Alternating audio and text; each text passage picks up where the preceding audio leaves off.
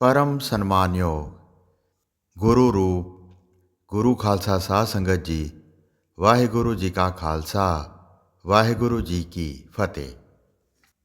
प्यारी साध संगत जी, आप जी सरवण कर रहे हो बाबा श्री चंद जी द्वारा श्री जपजी साहब की कथा का चौथा भाग।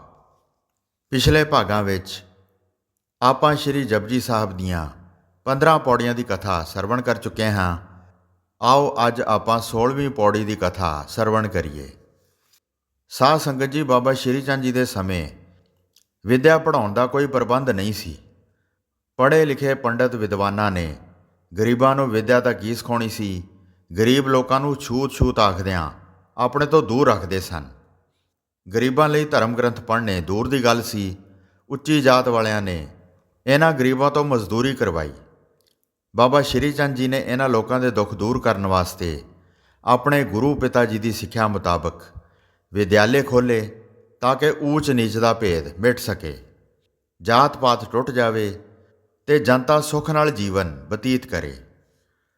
ਧੰਨ ਧੰਨ ਬਾਬਾ ਸ਼੍ਰੀ ਚੰਦ ਜੀ ਨੇ ਆਪਣੇ ਗੁਰੂ ਪਿਤਾ ਦੇ ਕਦਮਾਂ 'ਤੇ ਚੱਲਦਿਆਂ ਜਾਤਾਂ ਪਾਤਾਂ ਦਾ ਖੰਡਨ ਕਰਦਿਆਂ ਬਾੜ ਸਾਹਿਬ ਵਿੱਚ ਸ਼੍ਰੀ ਜਪਜੀ ਸਾਹਿਬ ਦੀ ਕਥਾ ਸੰਗਤ ਨੂੰ ਸਰਵਣ ਕਰਵਾਈ।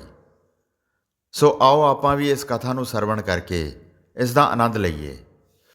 ਪੰਜ ਪਰਵਾਣ ਪੰਜ ਪ੍ਰਧਾਨ, ਪੰਚੇ ਪਾਵੈ ਦਰਗਹਿ ਮਾਨ, ਪੰਚੇ ਸੋਹੇ ਦਰ ਰਾਜਾਨ, ਪੰਚਾਂ ਕਾ ਗੁਰ ਏਕ ਧਿਆਨ, ਜੇ ਕੋ ਕਹੈ ਕਰੈ ਵਿਚਾਰ, ਕਰਤੇ ਕੈ ਕਰਣੈ ਨਾਹੀ ਸੁਮਾਰ, ਧੌਲ ਧਰਮ ਦਇਆ ਕਾ ਪੂਤ, ਸੰਤੋਖ ਥਾਪ ਰਖਿਆ ਜਿਨ ਸੂਤ, ਜੇ ਕੋ ਬੁਝੈ ਹੋਵੈ ਸਚਿਆਰ, ਧਵਲੈ ਉੱਪਰ ਕੇਤਾ ਭਾਰ, ਧਰਤੀ ਹੋਰ ਪਰੈ ਹੋਰ, ਤਿਸ ਤੇ ਭਾਰ ਤਲੈ ਕਵਨ ਜੋਰ, ਜੀਅ ਜਾਤ ਰੰਗਾ ਕੇ ਨਾਵ, ਸਭਨਾ ਲਿਖਿਆ ਵੁੜੀ ਕਲਾਮ, ਇਹੋ ਲੇਖਾ ਲਿਖ ਜਾਣੈ ਕੋਏ, ਲੇਖਾ ਲਿਖਿਆ ਕੇਤਾ ਹੋਏ, ਕੇਤਾ ਤਾਣ ਸਵਾਲਿਓ ਹੋ ਰੂਪ, ਕੇਤੀ ਦਾਤ ਜਾਣੈ ਕੌਣ ਕੂਤ, ਕੀਤਾ ਪਸਾਓ ਏਕੋ ਕਵਾਓ, ਤਿਸ ਤੇ ਹੋਏ ਲਖ ਦਰਿਆਓ, ਕੁਦਰਤ ਕਵਣ ਕਹਾ ਵਿਚਾਰ, ਵਾਰਿਆ ਨਾ ਜਾਵਾ ਏਕ ਵਾਰ, ਜੋ ਤੁਧ ਭਾਵੈ ਸਾਈ ਭਲੀ ਕਾਰ, ਤੂੰ ਸਦਾ ਸਲਾਮਤ ਨਿਰੰਕਾਰ। ਪਿਆਰੀ ਸਾਧ ਸੰਗਤ ਜੀ, ਜਦੋਂ ਸ਼੍ਰੀ ਗੁਰੂ ਨਾਨਕ ਦੇਵ ਪਾਤਸ਼ਾਹ ਦੀ ਸਿੱਧਾਂ ਨਾਲ ਚਰਚਾ ਹੋਈ ਤਾਂ ਉਸ ਵਕਤ ਉਹਨਾਂ ਨੇ ਸਵਾਲ ਪੁੱਛਿਆ ਕਿ ਉਸ ਵਾਹਿਗੁਰੂ ਪ੍ਰਭੂ ਨੂੰ ਮੰਨਣ ਵਾਲੇ ਉਸ ਦੀ ਦਰਗਾਹ ਵਿੱਚ ਕੀ ਫਲ ਪਾਉਂਦੇ ਹਨ ਤੇ ਇਸ ਜਗਤ ਦੀ ਰਚਨਾ ਕਿਸ ਤਰ੍ਹਾਂ ਕੀਤੀ ਹੈ। ਤਾਂ ਦੋਨਾਂ ਸਵਾਲਾਂ ਦਾ ਗੁਰੂ ਜੀ ਨੇ ਇੱਕੋ ਹੀ ਉੱਤਰ ਦਿੱਤਾ। ਪੰਜ ਪਰਵਾਣ ਪੰਜ ਪ੍ਰਧਾਨ, ਜਿਨ੍ਹਾਂ ਨੇ ਭਲੀ ਪ੍ਰਕਾਰ ਪ੍ਰਭੂ ਦੇ ਨਾਮ ਨੂੰ ਸਰਵਣ ਕੀਤਾ ਹੈ ਤੇ ਮੰਨ ਕੇ ਸਿਮਰਨ ਕੀਤਾ ਹੈ, ਉਹ ਪੰਜ ਪ੍ਰਵਾਨ ਹਨ, ਜੋ ਸੁਣਦੇ ਤੇ ਸੁਣ ਕੇ ਮੰਨਦੇ, ਸਿਮਰਦੇ ਤੇ ਦੂਸਰੇ ਨੂੰ ਇਹੋ ਉਪਦੇਸ਼ ਕਰਦੇ ਹਨ। ਉਸ ਪ੍ਰਭੂ ਦੇ ਦਰ ਘਰ ਵਿੱਚ ਉਹ ਪ੍ਰਵਾਨ ਹੁੰਦੇ ਹਨ, ਉਹ ਪ੍ਰਧਾਨ ਵੀ ਹਨ ਤੇ ਦਰਗਾਹ ਵਿੱਚ ਮਾਨਤਾ ਵੀ ਉਹਨਾਂ ਨੂੰ ਹੀ ਪ੍ਰਾਪਤ ਹੁੰਦੀ ਹੈ। ਉਹਨਾਂ ਪੰਚਾਂ ਦਾ ਜੋ ਗੁਰੂ ਹੈ ਉਹ ਹੈ ਪ੍ਰਭੂ ਦਾ ਇੱਕ ਧਿਆਨ। ਜੇਕਰ ਕੋਈ ਪ੍ਰਭੂ ਦੀ ਲੀਲਾ ਰੂਪੀ ਖੇਲ ਦੀ ਵਿਚਾਰ ਕਰੇ ਤਾਂ ਉਸ ਦਾ ਕੋਈ ਅੰਤ ਨਹੀਂ ਆ ਸਕਦਾ। ਗੁਰੂ ਜੀ ਦੇ ਬਚਨ ਸੁਣ ਕੇ ਸਿੱਧਾਂ ਨੇ ਫੇਰ ਸਵਾਲ ਕੀਤਾ ਕਿ ਬਹੁਤ ਸਾਰੇ ਲੋਕ ਆਖਦੇ ਹਨ ਕਿ ਧਰਤੀ ਬਾਸ਼ਕ ਦੇ ਸਿਰ 'ਤੇ ਹੈ ਤੇ ਹੋਰ ਕਈ ਆਖਦੇ ਹਨ ਕਿ ਧਰਤੀ ਬੈਲ ਦੇ ਸਿਰ 'ਤੇ ਹੈ। ਕਈ ਇਹ ਆਖਦੇ ਹਨ ਕਿ ਧਰਤੀ ਬਰਾਹ ਦੀ ਦਾੜ 'ਤੇ ਖੜੀ ਹੈ। ਪਰ ਤੁਸੀਂ ਦੱਸੋ ਕਿ ਧਰਤੀ ਕਿਸ ਦੇ ਸਹਾਰੇ ਖੜੀ ਹੈ। ਗੁਰੂ ਜੀ ਨੇ ਉੱਤਰ ਦਿੱਤਾ, ਜੋ ਧੌਲ ਹੈ ਇਹ ਧਰਮ ਦਾ ਨਾਮ ਹੈ। ਦਇਆ ਤੋਂ ਇਸ ਦੀ ਉਤਪਤੀ ਹੁੰਦੀ ਹੈ, ਇਸ ਵਾਸਤੇ ਇਸ ਨੂੰ ਦਇਆ ਦਾ ਪੁੱਤਰ ਜਾਣਿਆ ਜਾਂਦਾ ਹੈ। ਤੇ ਈਸ਼ਵਰ ਪ੍ਰਭੂ ਨੇ ਸਭ ਸੂਤ ਥਾਪ ਕੇ ਸੰਤੋਖ ਕੇ ਸਿਰ 'ਤੇ ਥਾਪਣਾ ਕੀਤੀ ਹੋਈ ਹੈ। ਜੋ ਜਲ ਧਰਤੀ ਤੋਂ 10 ਗੁਣਾ ਹੈ ਉਹ ਧਰਤੀ ਨੂੰ ਨਹੀਂ ਗਾਲਦਾ। ਜੋ ਕੋਈ ਸੰਤੋਖ ਕਰਦਾ ਹੈ ਉਹੀ ਸਚਿਆਰਾ ਹੈ। ਜੇਕਰ ਕੋਈ ਆਖੇ ਕਿ ਧੌਲ ਉੱਪਰ ਧਰਤੀ ਹੈ ਤਾਂ ਧੌਲ ਕਿੰਨਾ ਕੁ ਭਾਰ ਚੱਕ ਸਕੇਗਾ।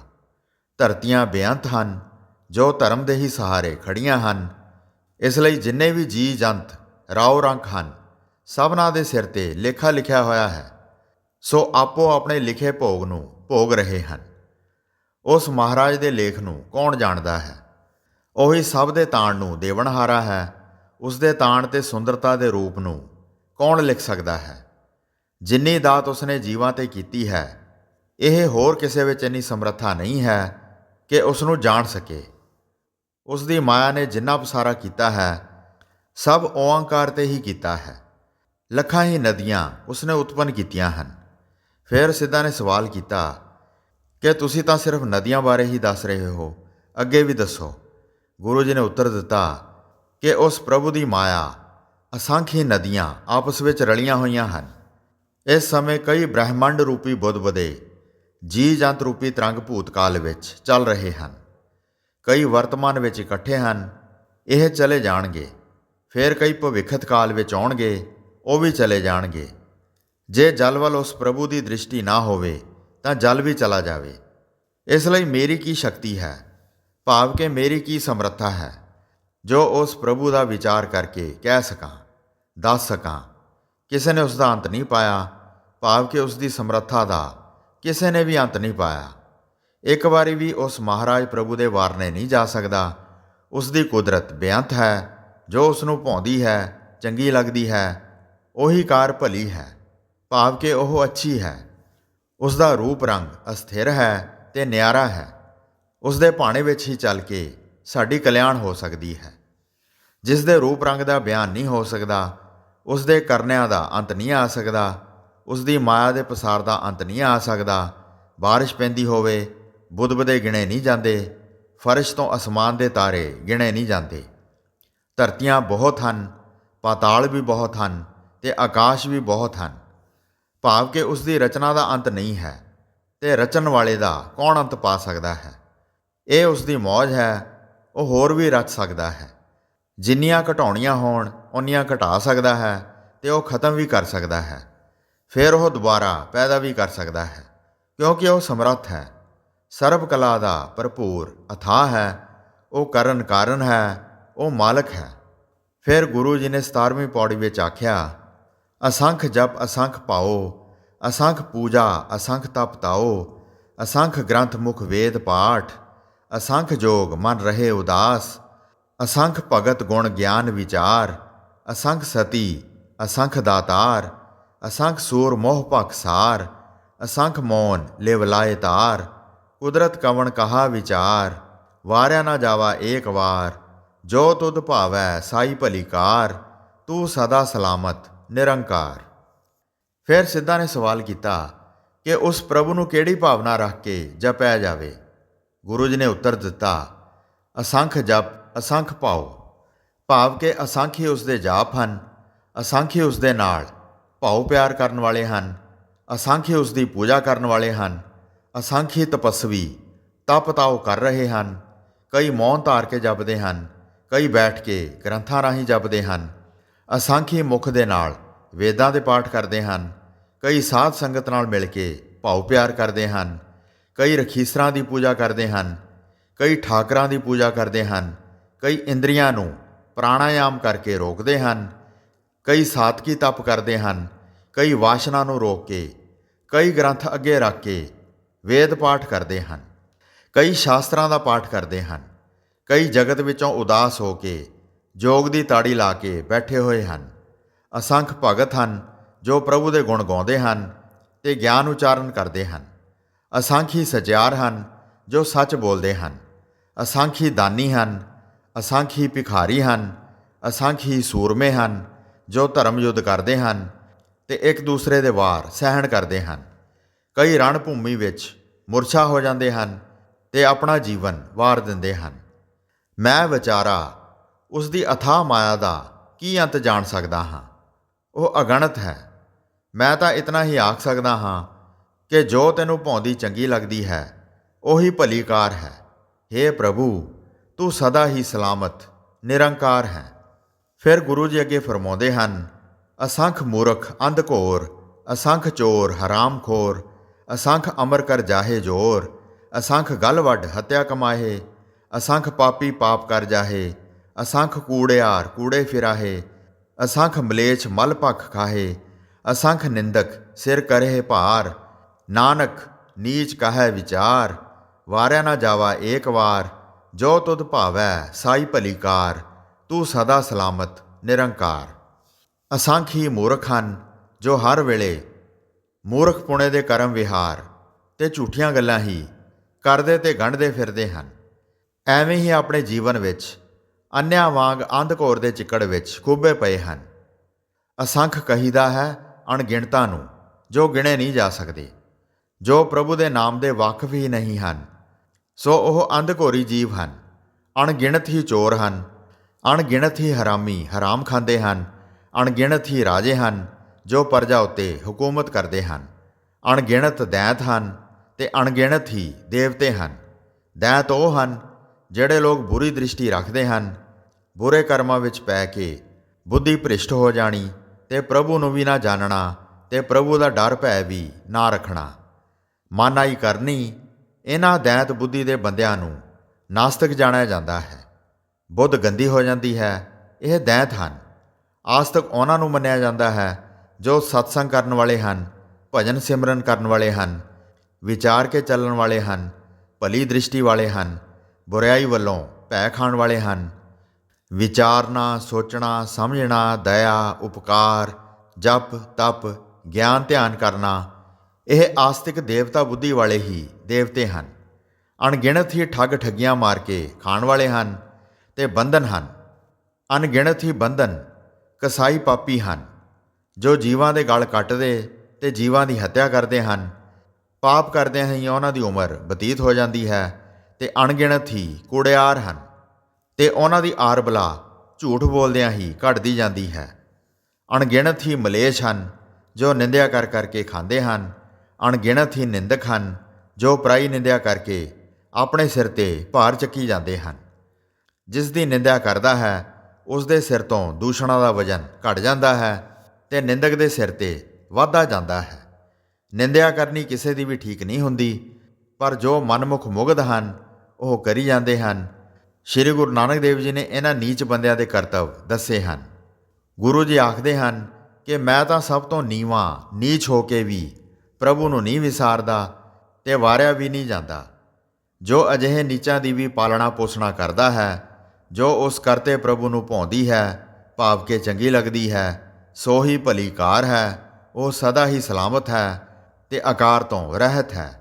ਉਸ ਦੀ ਮਹਿਮਾ, ਸ਼ੋਭਾ, ਤਾਰੀਫ, ਸਿਫਤ ਲਖੀ ਨਹੀਂ ਜਾਂਦੀ। ਉਹ ਅਲੇਖ ਹੈ ਤੇ ਲੇਖਾਂ ਤੋਂ ਬਾਹਰ ਹੈ। ਅੱਗੇ ਗੁਰੂ ਜੀ ਫਰਮਾਉਂਦੇ ਹਨ, ਅਸੰਖ ਨਾਵ ਅਸੰਖ ਥਾਵ, ਅਗੰਮ ਅਗੰਮ ਅਸੰਖ ਲੋਹ, ਅਸੰਖ ਕਹੇ ਸਿਰ ਭਾਰ ਹੋਏ। ਅਖਰੀ ਨਾਮ ਅਖਰੀ ਸਾਲਾਹ, ਅਖਰੀ ਗਿਆਨ ਗੀਤ ਗੁਣ ਗਾਹ, ਅਖਰੀ ਲਿਖਣ ਬੋਲਣ ਬਾਣ, ਅਖਰਾਂ ਸਿਰ ਸੰਜੋਗ ਵਖਾਣ। ਜਿਨ ਇਹ ਲਿਖੇ ਤਿਸ ਸਿਰ ਨਾਹੇ, ਜੇ ਫਰਮਾਏ ਤਿਵ ਤਿਵ ਪਾਹੇ। ਜੇਤਾ ਕੀਤਾ ਤੇਤਾ ਨਾਉ, ਵਿਣ ਨਾਵੈ ਨਾਹੀ ਕੋ ਥਾਓ। ਕੁਦਰਤ ਕਵਣ ਕਹਾ ਵਿਚਾਰ, ਵਾਰਿਆ ਨਾ ਜਾਵਾ ਏਕ ਵਾਰ। ਜੋ ਤੁਧ ਭਾਵੈ ਸਾਈ ਭਲੀ ਕਾਰ, ਤੂੰ ਸਦਾ ਸਲਾਮਤ ਨਿਰੰਕਾਰ। ਸਿੱਧਾ ਨੇ ਫੇਰ ਸਵਾਲ ਕੀਤਾ ਕਿ ਉਸ ਦਾ ਥਾਂ ਕਿਹੜਾ ਹੈ, ਉਸ ਦਾ ਨਾਮ ਕਿਹੜਾ ਹੈ ਜਿਸ ਜਗ੍ਹਾ ਬੈਠ ਕੇ ਉਸ ਦਾ ਨਾਮ ਜਪ ਸਕਦੇ ਹਾਂ। ਗੁਰੂ ਜੀ ਨੇ ਉੱਤਰ ਦਿੱਤਾ ਕਿ ਉਸ ਦੇ ਅਣਗਿਣਤ ਹੀ ਥਾਂ ਹਨ, ਅਣਗਿਣਤ ਹੀ ਉਸ ਦੇ ਨਾਮ ਹਨ, ਅਣਗਿਣਤ ਹੀ ਉਸ ਦੀਆਂ ਲੀਲਾ ਹਨ। ਜਿਸ ਤਰ੍ਹਾਂ ਨਦੀਆਂ 'ਤੇ ਨੌਕਾਂ ਹੁੰਦੀਆਂ ਹਨ, ਜਿਸ 'ਤੇ ਕੋਈ ਚੜ੍ਹਦਾ ਹੈ ਸੋਈ ਉਹਨਾਂ ਨੂੰ ਪਾਰ ਉਤਾਰਦੀਆਂ ਹਨ। ਭਾਵੇਂ ਉਹਨਾਂ 'ਤੇ ਲੋਹਾ ਰੱਖ ਦਿਓ, ਭਾਵੇਂ ਸੋਨਾ ਰੱਖ ਦਿਓ, ਉਹ ਦੋਨਾਂ ਨੂੰ ਪਾਰ ਕਰਦੀਆਂ ਹਨ। ਅੱਗੇ ਜਾ ਕੇ ਲੋਹੇ ਦਾ ਮੁੱਲ ਲੋਹੇ ਜਿੰਨਾ ਪੈਂਦਾ ਹੈ ਤੇ ਸੋਨੇ ਦਾ ਮੁੱਲ ਸੋਨੇ ਜਿੰਨਾ ਪੈਂਦਾ ਹੈ। ਸੋ ਇਹੋ ਹੀ ਦਸ਼ਾ ਪਾਪੀ ਪੁੰਨੀ ਦੀ ਹੈ। ਅੱਗੇ ਜਾ ਕੇ ਪਾਪੀ ਨਰਕਾਂ ਦਾ ਭਾਗੀ ਹੋ ਜਾਂਦਾ ਹੈ ਤੇ ਪੁੰਨੀ ਸਵਰਗਾਂ ਦਾ ਭਾਗੀ ਬਣ ਜਾਂਦਾ ਹੈ। ਧਰਮਰਾਜੇ ਦੀ ਕਚਹਿਰੀ ਵਿੱਚ ਦੋਨੋਂ ਹੀ ਪਹੁੰਚ ਜਾਂਦੇ ਹਨ। ਜਿਸ ਦੇ ਕੋਲ ਕਿਤਾਬਾਂ ਹਨ, ਕਿਸੇ ਕੋਲ ਕਾਲੀ ਹੈ, ਕਿਸੇ ਕੋਲ ਸਫੈਦ ਹੈ। ਪਾਪੀ ਦਾ ਹਿਸਾਬ ਕਾਲੀ ਅੰਦਰ ਤੇ ਪੁੰਨੀ ਦਾ ਸਫੈਦ ਅੰਦਰ ਹੁੰਦਾ ਹੈ। ਕਰਮਾਂ ਦੇ ਲੇਖ ਉਸ ਵਿੱਚ ਲਿਖੇ ਹੋਏ ਹੁੰਦੇ ਹਨ। ਜਦ ਦੋਨਾਂ ਦਾ ਲੇਖਾ ਪੇਸ਼ ਕੀਤਾ ਜਾਂਦਾ ਹੈ ਤਾਂ ਲੇਖ ਲਿਖਦੇ ਵੇਖ ਵੇਖ ਕੇ ਪਾਪੀ ਨੂੰ ਨਰਕਾਂ ਵਿੱਚ ਤੇ ਪੁੰਨੀ ਨੂੰ ਸਵਰਗਾਂ ਵਿੱਚ ਪਹੁੰਚਾਇਆ ਜਾਂਦਾ ਹੈ। ਪਾਪੀ ਨੂੰ ਸਖਤ ਸਜ਼ਾਵਾਂ ਦਿੱਤੀਆਂ ਜਾਂਦੀਆਂ ਹਨ ਤੇ ਪੁੰਨੀ ਨੂੰ ਸਵਰਗਾਂ ਵਿੱਚ ਸੁੱਖਾਂ ਦੀ ਪ੍ਰਾਪਤੀ ਹੁੰਦੀ ਹੈ। ਧਰਮ ਰਾਜਾ ਦੀ ਸਰਕਾਰ ਹੈ, ਉੱਥੇ ਪਾਪੀ ਦੇ ਕੀਤੇ ਪਾਪਾਂ ਦਾ ਹਿਸਾਬ ਹੁੰਦਾ ਹੈ ਤੇ ਪੁੰਨੀ ਦੇ ਪੁੰਨ ਧਰਮ ਕੀਤਿਆਂ ਦਾ ਹਿਸਾਬ ਹੋ ਜਾਂਦਾ ਹੈ। ਧਰਮ ਰਾਜਾ ਆਖਦਾ ਹੈ ਜਿਹੜੇ ਪ੍ਰਭੂ ਨੂੰ ਨਹੀਂ ਜਾਣਦੇ, ਮਹਾਂਪੁਰਸ਼ਾਂ ਦੇ ਉਪਦੇਸ਼ 'ਤੇ ਨਹੀਂ ਚੱਲਦੇ, ਉਸ ਪ੍ਰਭੂ ਦਾ ਨਾਮ ਨਹੀਂ ਜਪਦੇ, ਜੀਵਾਂ 'ਤੇ ਦਇਆ ਨਹੀਂ ਕਰਦੇ, ਜੀਵਾਂ 'ਤੇ ਹਿੰਸਾ ਕਰਦੇ ਹਨ, ਦੂਸਰੇ ਦੀ ਇੱਜ਼ਤ ਨਹੀਂ ਕਰਦੇ, ਬੇਇੱਜ਼ਤੀ ਕਰਦੇ ਹਨ, ਉਸ ਦੀ ਪੱਤ ਨੂੰ ਬਰਬਾਦ ਕਰਦੇ ਹਨ, ਭਲੇ ਪੁਰਸ਼ਾਂ ਦੀ ਨਿੰਦਿਆ ਕਰਦੇ ਹਨ, ਉਸ ਨੂੰ ਮੈਨੂੰ ਸਖਤ ਸਜ਼ਾਵਾਂ ਦੇਣੀਆਂ ਪੈਂਦੀਆਂ ਹਨ, ਬਾਰ-ਬਾਰ ਨਰਕਾਂ ਵਿੱਚ ਸੁੱਟਣਾ ਪੈਂਦਾ ਹੈ। ਅਤੇ ਜਿਹੜੇ ਸ਼ੁਭ ਕਰਮ ਕਰਦੇ ਹਨ ਉਹ ਵੀ ਮੇਰੀ ਕਿਤਾਬ ਵਿੱਚ ਦਰਜ ਹਨ, ਉਹਨਾਂ ਦਾ ਵੀ ਹਿਸਾਬ ਕਰਕੇ ਮੈਨੂੰ ਚੰਗੇ ਪਾਸੇ ਭੇਜਣਾ ਪੈਂਦਾ ਹੈ। ਜਿੰਨੇ ਵੀ ਪਾਪਾਂ ਦਾ ਅਤੇ ਪੁੰਨਾਂ ਦਾ ਫਲ ਹੈ ਉਹ ਮੈਨੂੰ ਹੀ ਦੇਣਾ ਲੈਣਾ ਕਰਨਾ ਪੈਂਦਾ ਹੈ। ਜਿਹੜੇ ਪ੍ਰਭੂ ਦਾ ਸਿਮਰਨ ਕਰਦੇ ਹਨ, ਗੁਰੂ ਜੀ ਦੇ ਉਪਦੇਸ਼ ਗ੍ਰਹਿਣ ਕਰਕੇ ਪ੍ਰਭੂ ਦੇ ਭਾਣੇ ਅੰਦਰ ਚੱਲਦੇ ਹਨ, ਉਹ ਮੇਰੀ ਹੱਦ ਤੋਂ ਪਰੇ ਹੋ ਜਾਂਦੇ ਹਨ ਅਤੇ ਮੈਂ ਉਹਨਾਂ ਦਾ ਸੇਵਾਦਾਰ ਹਾਂ। ਜਿਹੜਾ ਉਸ ਪ੍ਰਭੂ ਦਾ ਨਾਮ ਜਪਦਾ ਹੈ ਉਸ ਦਾ ਉਧਾਰ ਹੁੰਦਾ ਹੈ। ਜਿਸ ਥਾਂ 'ਤੇ ਪ੍ਰਭੂ ਦਾ ਨਾਮ ਜਪੀਦਾ ਹੈ ਉੱਥੇ ਹੀ ਪ੍ਰਭੂ ਸੁਣਦਾ ਹੈ। ਪ੍ਰਭੂ ਦੀ ਮਾਇਆ ਦੇ ਰੋਮ-ਰੋਮ ਵਿੱਚ ਕਈ ਬ੍ਰਹਿਮੰਡ ਹਨ। ਜਿਹੜੇ ਪ੍ਰਭੂ ਨੂੰ ਸਿਮਰਦੇ ਹਨ ਉਹ ਅਣਗਿਣਤ ਤਪੀਸਰ ਹਨ, ਜੋ ਸਿਰ ਪਰ ਨੇ ਉਸ ਨੂੰ ਧਿਆਉਂਦੇ ਹਨ, ਜਿਸ ਨੂੰ ਸੀਸ ਆਸਣ ਆਖਿਆ ਜਾਂਦਾ ਹੈ। ਹੋਰ ਵੀ ਆਸਣ ਬਹੁਤ ਹਨ ਜੋ ਤਪਸਵੀ ਮਹਾਤਮਾ ਆਸਣ ਕਰਕੇ ਤਪੱਸਿਆ ਕਰਦੇ ਹਨ, ਪਰ ਪ੍ਰਭੂ ਨੂੰ ਹੀ ਗਾਉਂਦੇ ਹਨ। ਜਿਸ ਦੇ ਮਸਤਕ ਉੱਤੇ ਅੱਖਰਾਂ ਦਾ ਲੇਖ ਲਿਖਿਆ ਹੁੰਦਾ ਹੈ, ਨਾਮ ਵੀ ਉਸੇ ਨੂੰ ਹੀ ਪ੍ਰਾਪਤ ਹੁੰਦਾ ਹੈ। ਮਹਾਰਾਜ ਪ੍ਰਭੂ ਦੇ ਗੀਤ ਵੀ ਉਹੀ ਗਾਉਂਦੇ ਹਨ, ਅਪਾਰ ਲਿਖਣੇ ਵੀ ਉਹੀ ਜਾਣਦਾ ਹੈ ਅਤੇ ਬਾਣੀ ਵੀ ਉਹੀ ਸਿੱਖਦਾ ਹੈ। ਜਿਸ ਦੇ ਸਿਰ 'ਤੇ ਸੰਜੋਗ ਦੇ ਆਧਾਰ ਹਨ, ਉਸੇ ਦਾ ਹੀ ਸੰਜੋਗ ਪ੍ਰਭੂ ਦੇ ਨਾਮ ਨਾਲ ਮਿਲਦਾ ਹੈ ਅਤੇ ਨਾਮ ਦਾ ਸੰਜੋਗ ਪ੍ਰਭੂ ਦੇ ਨਾਲ ਮਿਲਿਆ ਹੋਇਆ ਹੈ। ਨਾਮ ਦੇ ਰਾਹੀਂ ਪ੍ਰਭੂ ਦੀ ਪ੍ਰਾਪਤੀ ਹੁੰਦੀ ਹੈ, ਔਰ ਜਿਸ ਈਸ਼ਵਰ ਦੇ ਇਹੋ ਜਿਹੇ ਅੱਖਰ ਲਿਖੇ ਹੋਏ ਹਨ ਉਸ ਦਾ ਸਾਥੀ ਹੋਰ ਕੋਈ ਨਹੀਂ ਹੈ। ਫਿਰ ਸਿੱਧਾ ਨੇ ਸਵਾਲ ਕੀਤਾ ਕਿ ਲੇਖ ਤਾਂ ਬ੍ਰਹਮੇ ਲਿਖਦਾ ਹੈ। ਗੁਰੂ ਜੀ ਨੇ ਉੱਤਰ ਦਿੱਤਾ ਕਿ ਜੈਸੇ ਜੈਸੇ ਜੀਵ ਕਰਮ ਕਰਦੇ ਹਨ ਉਹ ਜਿਹੇ ਹੀ ਲੇਖ ਲਿਖੇ ਜਾਂਦੇ ਹਨ। ਇਹ ਲੇਖ ਇੱਕ ਕਰਮ ਕਰਤਵ ਹੀ ਲਿਖੇ ਜਾਂਦੇ ਹਨ ਅਤੇ ਪ੍ਰਭੂ ਦੀ ਆਗਿਆ ਨਾਲ ਹੀ ਬ੍ਰਹਮਾ ਲਿਖਦਾ ਹੈ। ਲਿਖਾਰੀ ਮੁਨੀਮ ਹੈ। ਵਾਹਿਗੁਰੂ ਦੇ ਮੱਥੇ 'ਤੇ ਲੇਖ ਨਹੀਂ ਹਨ, ਬ੍ਰਹਮੇ ਦੇ ਮੱਥੇ 'ਤੇ ਲੇਖ ਹਨ। ਬ੍ਰਹਮਾ ਹੀ ਆਪਣੇ ਲਿਖੇ ਨੂੰ ਭੋਗਦਾ ਹੈ। ਈਸ਼ਵਰ ਨੇ ਸ੍ਰਿਸ਼ਟੀ ਆਪਣੇ ਨਾਮ ਜਪਾਉਣ ਵਾਸਤੇ ਕੀਤੀ ਹੈ। ਵਾਹਿਗੁਰੂ ਦੇ ਨਾਮ ਤੋਂ ਬਿਨਾਂ ਕੋਈ ਜਗ੍ਹਾ ਖਾਲੀ ਨਹੀਂ ਹੈ। ਉਸ ਦੀ ਮਹਿਮਾ ਦਾ ਮੈਂ ਕੀ ਵਿਚਾਰ ਕਰ ਸਕਦਾ ਹਾਂ? ਮੇਰੀ ਕੀ ਸਮਰੱਥਾ ਹੈ ਕਿ ਮੈਂ ਈਸ਼ਵਰ ਪ੍ਰਭੂ ਦੀ ਵਡਿਆਈ ਕਰ ਸਕਾਂ? ਮੈਂ ਉਸ ਤੋਂ ਇੱਕ ਵਾਰ ਵੀ ਵਾਰਿਆ ਨਹੀਂ ਜਾ ਸਕਦਾ। ਜਿਨ੍ਹਾਂ ਨੇ ਮੈਨੂੰ ਸਰਬ ਘਟਾਂ ਵਿੱਚ ਈਸ਼ਵਰ ਪ੍ਰਭੂ ਨੂੰ ਦਿਖਾ ਦਿੱਤਾ ਹੈ, ਸੋ ਤਿਸ ਵਿਟੋਂ ਮੈਂ ਵਾਰਿਆ ਵੀ ਨਹੀਂ ਜਾ ਸਕਦਾ। ਜੋ ਸਤਿਗੁਰੂ ਨੂੰ ਭਾਉਂਦੀ ਹੈ ਸੋ ਹੀ ਭਲੀ ਕਾਰ ਹੈ। ਐ ਮੇਰੇ ਪ੍ਰਭੂ, ਤੂੰ ਸਦਾ ਸਲਾਮਤ ਆਕਾਰ ਥੀ ਰਹਿਤ ਹੈ। ਤੇਰਾ ਨਾਮ ਉੱਤਮ ਹੈ, ਜੋ ਜਨਮ ਮਰਨ ਤੋਂ ਰਹਿਤ ਕਰਕੇ ਆਪਣੇ ਸੰਗ ਮਿਲਾਉਂਦਾ ਹੈ। ਉਸ ਇੱਕ ਪ੍ਰਭੂ ਨੇ ਜੋ ਜਗਤ ਰੂਪੀ ਪਸਾਰ ਪਸਰੇ ਹਨ, ਇਹ ਵੀ ਅਣਗਿਣਤ ਹਨ। ਨਾ ਆਕਾਸ਼ਾਂ ਦੀ ਗਿਣਤੀ ਹੈ, ਨਾ ਧਰਤੀਆਂ ਦੀ ਗਿਣਤੀ ਹੈ, ਨਾ ਪਤਾਲਾਂ ਦੀ ਗਿਣਤੀ ਹੈ। ਅੱਜ ਤੱਕ ਸ਼ਾਸਤਰਾਂ ਵੇਦਾਂ ਦੇ ਰਚਨ ਵਾਲਿਆਂ ਨੇ ਵੀ ਪਰੇ ਤੋਂ ਪਰੇ ਅਥਾਹ ਦਾ ਹੀ ਜ਼ਿਕਰ ਲਿਖਿਆ ਹੈ। ਉਹਨਾਂ ਅੰਦਰ ਵਾਸੀਆਂ ਦਾ ਕੀ ਲਿਖ ਸਕਦੇ ਹਨ? ਅੱਜ ਤੱਕ ਪੂਰੀ ਖੋਜ ਨਹੀਂ ਹੋ ਸਕੀ ਅਤੇ ਨਾ ਹੀ ਕੋਈ ਕਰ ਸਕਦਾ ਹੈ। ਕਈ ਵਾਰੀ ਸਾਜਨਾ ਹੋਈ ਹੈ, ਕਈ ਵਾਰੀ ਸਮਾਪਤੀ ਹੋਈ ਹੈ, ਕੋਈ ਭੇਦ ਨਹੀਂ ਮਿਲ ਸਕਿਆ। ਇਸੇ ਤਰ੍ਹਾਂ ਹੁੰਦੀ ਆ ਰਹੀ ਹੈ ਅਤੇ ਹੁੰਦੀ ਜਾਵੇਗੀ, ਪਰ ਉਹ ਅਬਿਨਾਸ਼ੀ ਪ੍ਰਭੂ ਅਮਰ ਹੈ ਅਤੇ ਸਦਾ ਅਟਲ ਹੈ। ਅੱਗੋਂ ਸੱਚੇ ਪਾਤਸ਼ਾਹ 20ਵੀਂ ਪੌੜੀ ਵਿੱਚ ਫਰਮਾ ਰਹੇ ਹਨ, ਭਰੀਐ ਹੱਥ ਪੈਰ ਤਨ ਦੇਹ, ਪਾਣੀ ਧੋਤੈ ਉਤਰਸ ਖੇਹ। ਮੂਤ ਪਲੀਤੀ ਕੱਪੜ ਹੋਏ, ਦੇ ਸਾਬੁਣ ਲਈਐ ਉਹ ਧੋਏ। ਭਰੀਐ ਮਤ ਪਾਪਾਂ ਕੈ ਸੰਗ, ਉਹ ਧੋਪੈ ਨਾਵੈ ਕੈ ਰੰਗ। ਪੁੰਨੀ ਪਾਪੀ ਆਖਣ ਨਾਹੇ, ਕਰ ਕਰ ਕਰਣਾ ਲਿਖ ਲੈ ਜਾਹੋ। ਆਪੇ ਬੀਜ ਆਪੇ ਹੀ ਖਾਹੋ, ਨਾਨਕ ਹੁਕਮੀ ਆਵੋ ਜਾਹੋ। ਸਿੱਧਾ ਨੇ ਸਵਾਲ ਕੀਤਾ ਕਿ ਜੋ ਇਸ ਮਨ ਨੂੰ ਪਾਪਾਂ ਦੀ ਮੈਲ ਲੱਗੀ ਹੋਈ ਹੈ ਉਹ ਕਿਸ ਤਰ੍ਹਾਂ ਦੂਰ ਹੋ ਸਕਦੀ ਹੈ? ਗੁਰੂ ਜੀ ਨੇ ਉੱਤਰ ਦਿੱਤਾ, ਭਰੀਐ ਹੱਥ ਪੈਰ ਤਨ ਦੇਹ, ਕਿ ਜਿਸ ਤਰ੍ਹਾਂ ਇਹ ਹੱਥ ਪੈਰ ਤਨ ਦੇਹ ਸਰੀਰ ਹੈ ਉਹ ਪਾਣੀ ਦੀ ਵਰਤੋਂ ਕਰਕੇ ਸਾਫ਼ ਹੋ ਜਾਂਦਾ ਹੈ। ਜਿਹੜੇ ਕੱਪੜੇ ਇਹ ਪਾਉਂਦਾ ਹੈ ਉਹ ਸਾਬਣ ਦੀ ਵਰਤੋਂ ਕਰਕੇ ਸਾਫ਼ ਹੋ ਜਾਂਦੇ ਹਨ। ਇਸ ਨਾਲ ਵੀ ਪਾਣੀ ਦੀ ਵਰਤੋਂ ਕਰਨੀ ਪੈਂਦੀ ਹੈ।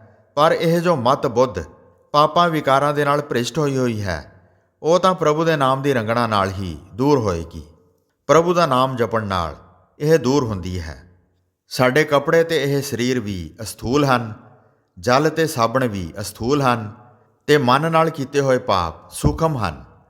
ਇੱਥੇ ਵੀ ਉਹਨਾਂ ਨੇ ਸਵਾਲ ਕੀਤਾ ਕਿ ਸ਼ਾਸਤਰਾਂ ਵਿੱਚ ਲਿਖਿਆ ਹੈ ਕਿ ਪਾਪ ਕਰਕੇ ਉਸ ਨੂੰ ਪ੍ਰਾਸ਼ਚਿਤ ਲੱਗਾ ਕਿ ਪੁੰਨ ਕਰਾਵੇ, ਜਪ ਤਪ ਗਾਇਤਰੀ ਪਾਠ ਯੱਗ ਇਤਿਆਦਿਕ ਪੁੰਨ ਕਰਾਵੇ ਤੇ ਕਰਦੇ ਵੀ ਹਨ ਤਾਂ ਉਹਨਾਂ ਦੇ ਪਾਪ ਧੋਤੇ ਜਾਂਦੇ ਹਨ।